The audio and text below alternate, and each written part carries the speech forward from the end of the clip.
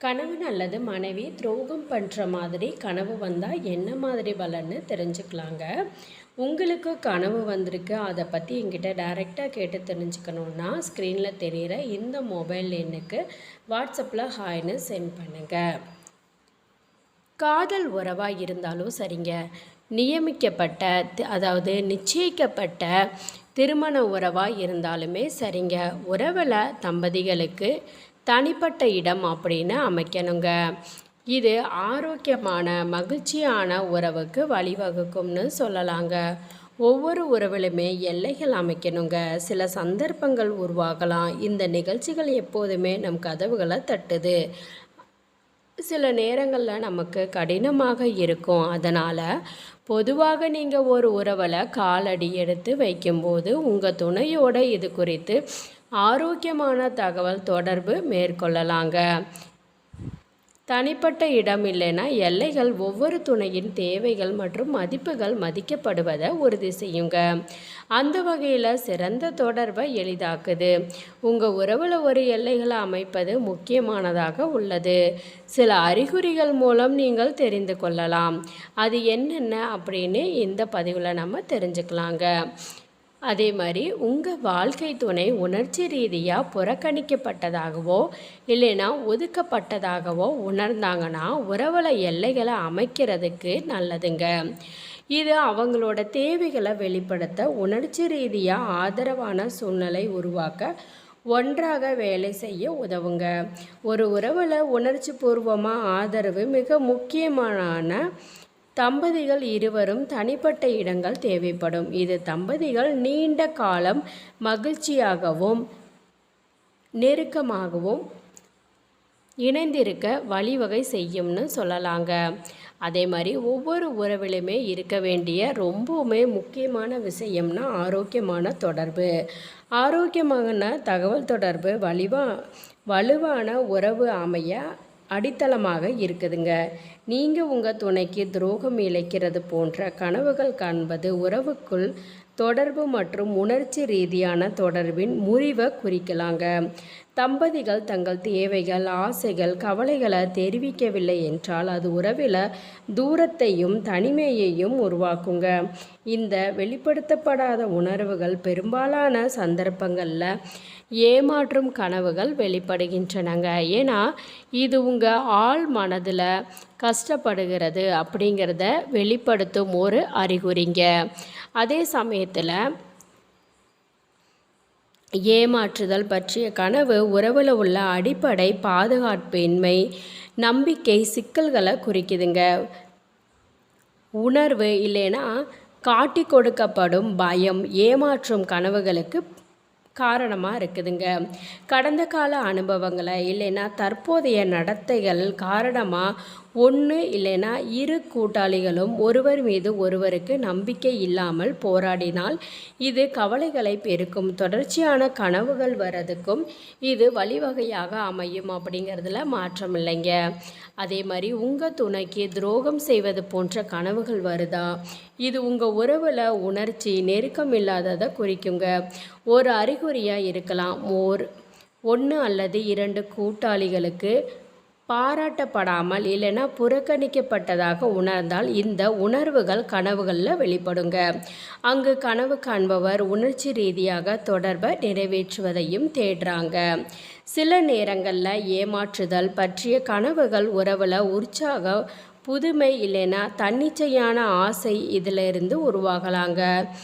உங்கள் ஆசைகள் கணிக்கக்கூடியதாக மாறியிருந்தால் ஏமாற்றும் கனவு காண்பவரின் புதிய அனுபவங்கள் மற்றும் உணர்ச்சிகளுக்கான ஏக்கத்தை அடையாளப்படுத்தலாங்க. இது உண்மையில் ஏமாற்றும் ஆசையை அர்த்தப்படுத்துவது இல்லைங்க, மாறா மிகவும் ஈடுபாடுள்ள உறவில் தேவை வேண்டும் அப்படிங்கிறத தெரிவிக்கிறது தாங்க.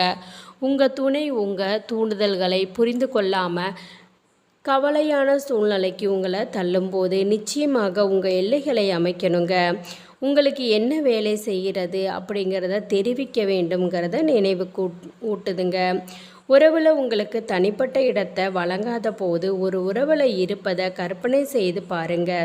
அது முதல்ல உங்களுக்கு வசதியாக தெரிந்தாலும் நாட்கள் செல்ல செல்ல அந்த வாழ்க்கை உங்களுக்கு மூச்சு திணறலை ஏற்படுத்த தொடங்கலாங்க.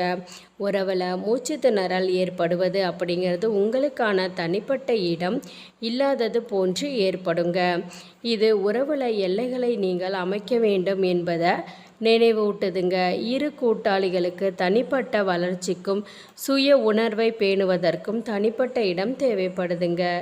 தனிப்பட்ட இடத்தை சுற்றி எல்லைகளை அமைப்பது ஒவ்வொரு நபருக்கும் தங்கள் நலன்கள், பொழுதுபோக்குகள் மற்றும் உறவுகளுக்கு வெளியே உறவுகளுக்கும் தொடர சுதந்திரம் இருப்பதை உறுதிப்படுத்த உதவுதுங்க. ஆரோக்கியமான உறவுகளை ஒவ்வொரு கூட்டாளியையும் மேம்படுத்தி ஆதரிக்க வேணுங்க.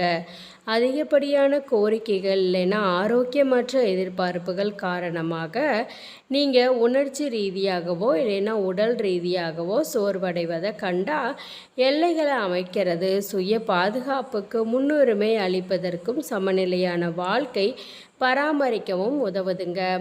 உறவுகளின் ஆரம்பத்தில் பாலியல் வாழ்க்கை மகிழ்ச்சியாக இருக்கும். ஆனால் காலங்கள் செல்ல செல்ல அதை குறைய ஆரம்பிக்குங்க. உறவில் ஒருவர் ஆர்வமாக மற்றொருவர் விருப்பம் இல்லாமலும் இருந்தால் அது திருப்தியற்ற பாலியல் வாழ்க்கைக்கு வழிவகுக்குங்க. உங்கள் உறவில் நீங்கள் உடல் ரீதியாக திருப்தி அடையவில்லை என்றால் இந்த சிக்கலை பற்றி உங்கள் துணையோட பேசுகிறது நல்லதுங்க.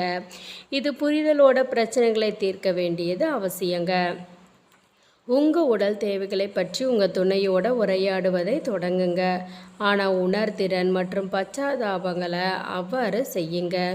வெளிப்படையாகவும் நேர்மையாகவும் பேசுவதற்கு பொருத்தமான நேரத்தை இடத்தை உங்கள் துணைக்கு நீங்கள் வழங்கணுங்க.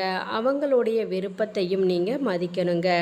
அதே மாதிரி உறவில் பரஸ்பர மரியாதையாக நிலைநாட்டுவதற்கு எல்லைகள் மிக மிக அவசியங்க. உங்களுடைய பார்ட்னர் உங்கள் உணர்வுகள், கருத்துக்கள் இல்லைன்னா தனிப்பட்ட எல்லைகளை தொடர்ந்து புறக்கணிச்சா அது நம்பிக்கையை சிதைத்து உணர்ச்சி துயரத்தை உருவாக்கலாங்க. எல்லைகளை அமைக்கிறது உங்கள் துணைக்கு ஏற்றுக்கொள்ள முடியாத நடத்தைகள் என்ன என்பதை அறிய உதவுதுங்க. எதிர்கொள்வதும் இது சரியல்ல அப்படிங்கிறத அவங்களுக்கு தெரியப்படுத்துறது முக்கியங்க. உங்களுக்கும் உங்கள் துணைக்கும் வெவ்வேறு அடிப்படை மதிப்புகள் மற்றும் நம்பிக்கைகள் இருந்தால் எல்லைகளை அமைப்பது ஒவ்வொருவருக்கும் முன்னோக்குகளை மதிக்கும்போது இந்த வேறுபாடுகள் வழிநடத்த உதவுங்க.